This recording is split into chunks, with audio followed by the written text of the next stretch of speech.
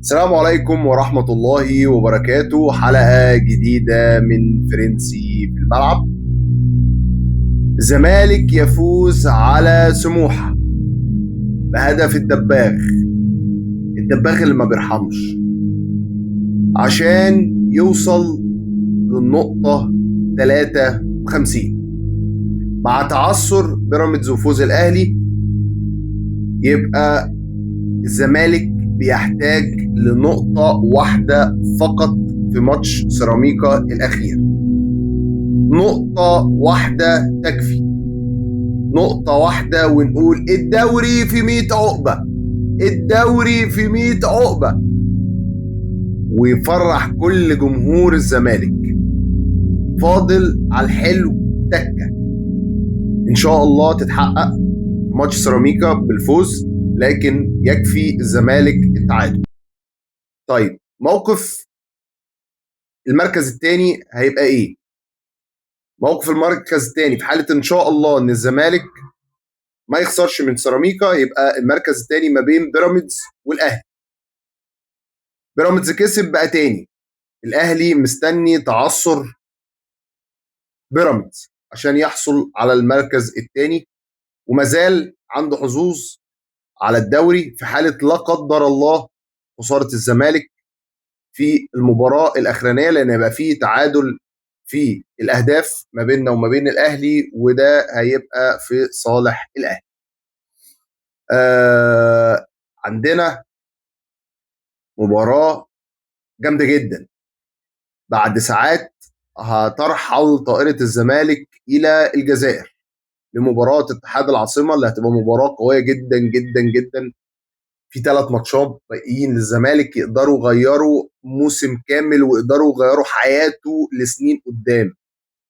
3 ماتشات فيهم بطولتين، فلا غنى عن البطولتين بإذن الله. بطولة الدوري لما تحمله من معنى وقيمة، وفي بداية الموسم الناس ما رشحتش الزمالك أصلا، يعني كان أكثر المتفائلين يقول لك لو خد رابع يبقى زي الفل. فإن أنت تبقى واصل في المرحلة دي وانت متصدر قبل نهاية الدوري بمباراة واحدة وانت متصدر الدوري، فدي حاجة كبيرة جدا وما تحمله من قيمة ورمزية لبطولة الدوري العام وبطولة الكونفدرالية، عشان خاطر نفك الأزمة المالية اللي عندنا، اللي تقدر ب5 مليون دولار في 20 إيقاف قيد، فنسدد ديوننا ونبتدي على نظافة. النهارده اللعيبة ابتدت شوية مضغوطة، شوية ماتش الأهلي مقصر، لكن كان في رجالة، وكان في قبل الرجالة كان في جمهور بيحرك اللعيبة دي، جمهور يحرك الصخر، جمهور ورا فريقه، جمهور همه الفوز، وكان في ظهر فريقه. وبان ده في نهاية ماتش الأهلي الماتش اللي فات وهم بيشجعوا الفرقة، بان النهارده وهم بعد نهاية المباراة وهم بيقولوا أفريقيا يا زمالك، وهم بيشجعوا حسام عبد المجيد إن ولا يهمك، مفيش أي حاجة، إحنا في ظهرك. حتى لو أنت عامل موسم جيد جدا، حتى لو الماتش اللي فات ما كنتش موفق، ولكن ستظل من أعمدة الفريق.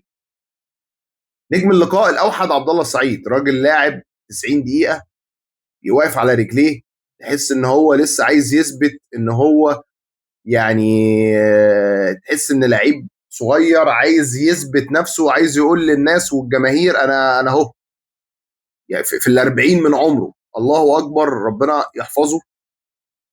آه، عندنا مشكله، عندنا مشكله في الكوره معانا، احنا ما بنظهرش لبعض. اللعيب اللي معاه الكوره ما فيش حد بيظهر له، يعني لازم ازاي تتحرك والكوره مش معاك. انت ما بتتحركش والكوره في رجلك بس، انت بتتحرك اكتر والكوره مش معاك.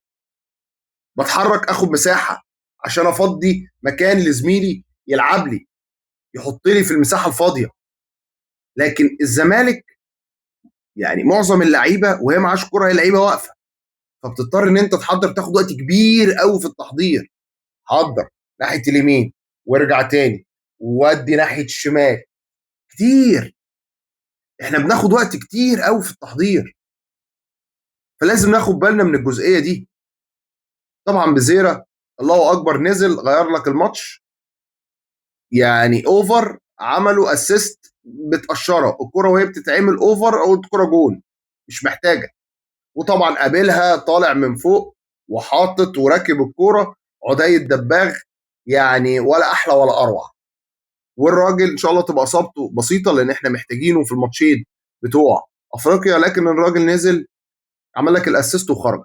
شكرا، مش عايزين اكتر من كده.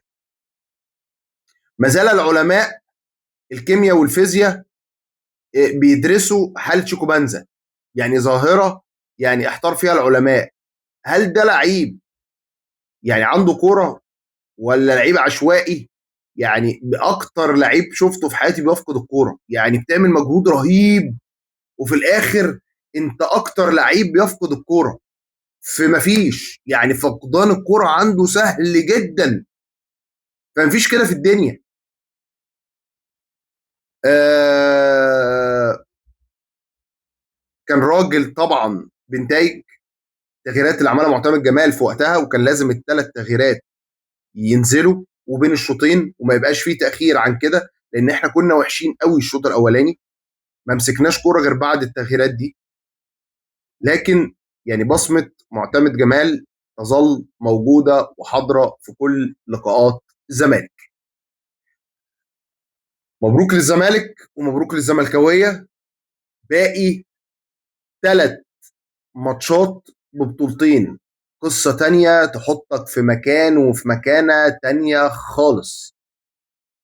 مطلوب من اللعيبه ان هي تأدي بالاداء الرجولي ده، ان يبقى فيه روح في ال3 ماتشات، ان هو يبقى فيه اصرار على الفوز، لا غنى عن البطولتين دول اللي ان شاء الله يخشوا دولاب نادي الزمالك. مبروك للزمالك والزملكاويه، افرحوا على قد الماتش، افرحوا بفوز ماتش، لكن لسه فرحه البطوله ان شاء الله لما نحسمها رسمي يوم 20 وقبليها تكون كونفدراليه باذن الله. ماتش الذهاب هيبقى في الجزائر يوم السبت الجاي، وماتش العودة هيبقى السبت اللي بعده. إن شاء الله يبقى الفوز حليف نادي الزمالك، وأشوفكم على ألف خير المباراة الجاية. سلام.